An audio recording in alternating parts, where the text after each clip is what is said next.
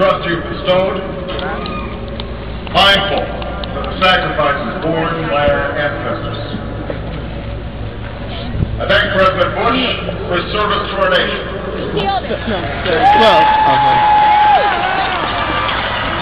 As well as the generosity and cooperation he has shown throughout this transition.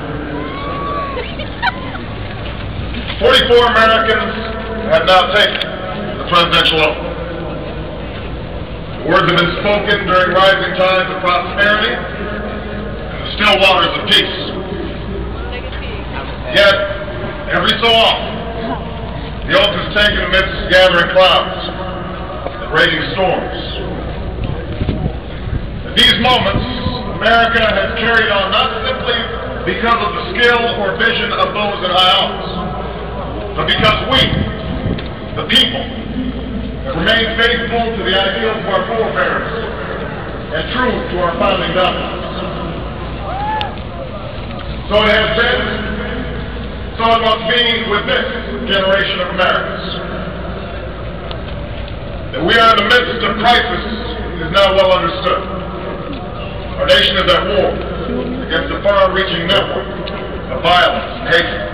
Our economy is badly weakened, a consequence of greed and irresponsibility on the part of some, but also our collective failure to make hard choices and prepare the nation for a new age. Homes have been lost, jobs shed, businesses shut.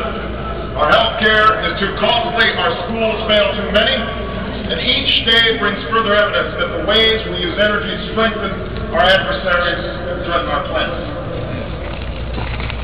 These are the indicators of crisis, subject to data and statistics.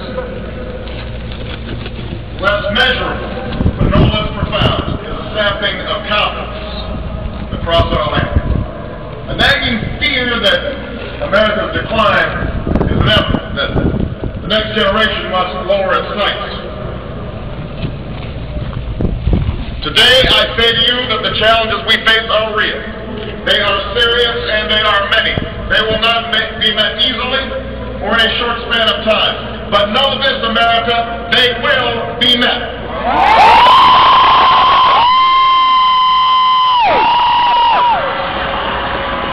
On this day, we gather because we have chosen hope over fear, unity of purpose over conflict and discord.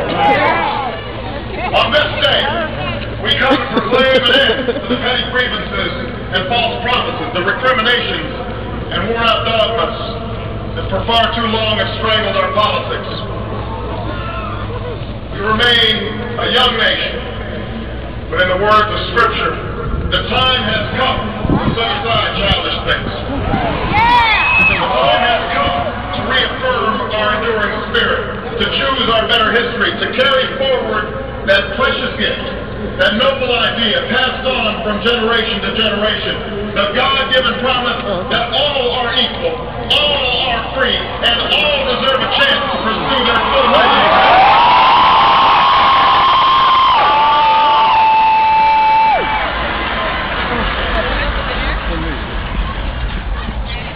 In reaffirming the greatness of our nation, we understand that greatness is never a gift. It must be earned. Our journey has never been one of shortcuts or settling for less. It has not been the path for the faint-hearted, for those who prefer leisure over work, or seek only the pleasures of riches and fame. Rather, it has been the risk-takers, the doers, the makers of things. Some celebrate it, but more often men and women obscure in their labor, who have carried us up the long, rugged path towards prosperity and freedom. For us, they packed up their few worldly possessions and traveled across oceans in search of a new life. For us, they toiled in sweatshops and settled the West, endured the lash of the whip, and plowed the hard earth. For us, they fought and died in places like Concord, and Gettysburg, Normandy, and Cape Town. Time and again, these men and women struggled and sacrificed and worked till their hands were raw so that we might live a better life. They saw America as bigger than the sum of our individual ambitions, greater than all the differences of birth or wealth or faction. This is the journey we continue today. We remain the most prosperous, powerful nation on earth. Our workers are no less productive than when this crisis began. Our minds are no less inventive. Our goods and services no less needed than they were last week or last month or last year. Our capacity remains undiminished. Our time of standing pat, protecting narrow interests and putting off unpleasant decisions, that time has surely passed. Starting today, we must pick ourselves up, dust ourselves off, and begin again the work of remaking America.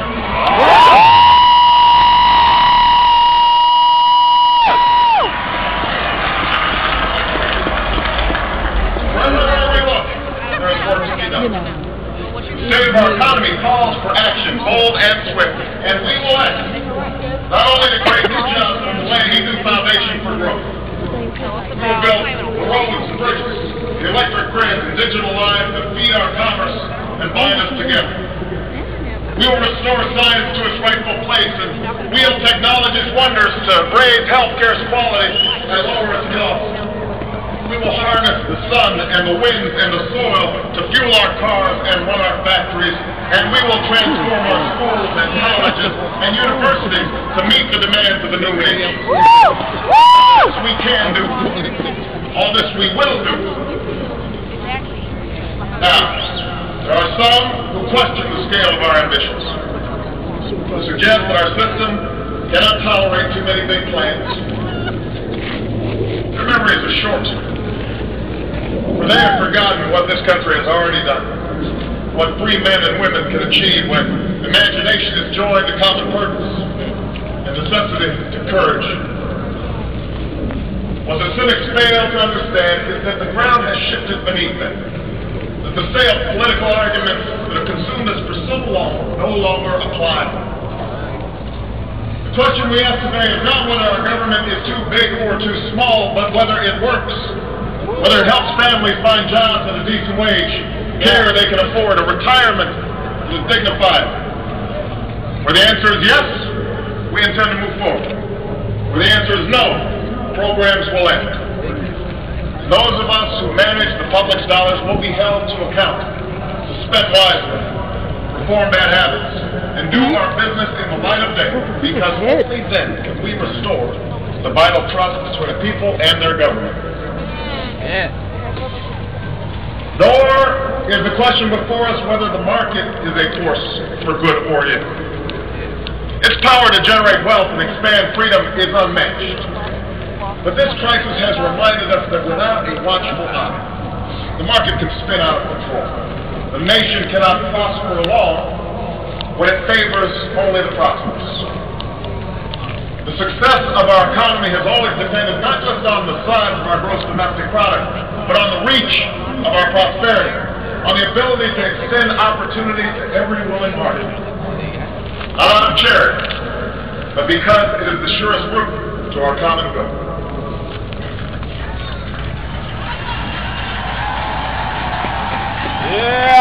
As for our common defense, we reject as false the choice between our safety and our ideals. Our founding fathers faced with perils that we can scarcely imagine, drafted a charter to assure the rule of law and the rights of man.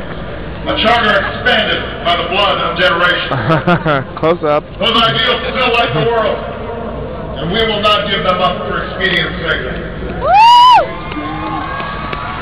And so, to all the other peoples and governments who are watching today, from the grandest capital to the small village where my father was born, know that